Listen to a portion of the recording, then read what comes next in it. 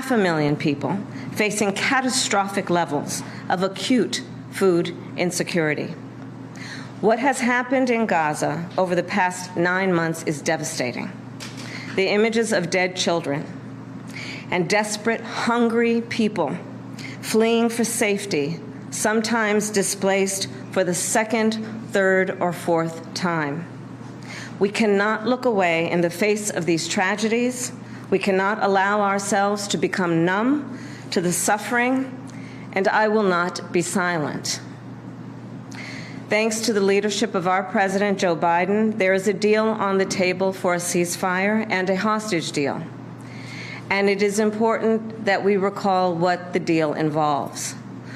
The first phase of the deal would bring about a full ceasefire, including a withdrawal of the Israeli military from population centers in Gaza.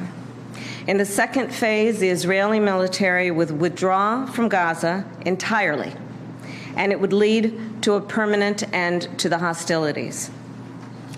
It is time for this war to end, and end in a way where Israel is secure, all the hostages are released, the suffering of Palestinians in Gaza ends, and the Palestinian people can exercise their right to freedom, dignity, and self-determination. There has been hopeful movement in the talks to secure an agreement on this deal. And as I just told Prime Minister Netanyahu, it is time to get this deal done. So to everyone who has been calling for a ceasefire, and to everyone who yearns for peace, I see you and I hear you. Let's get the deal done so we can get a ceasefire to end the war. Let's bring the hostages home, and let's provide much-needed relief to the Palestinian people. And ultimately, I remain committed to a path forward that can lead to a two-state solution.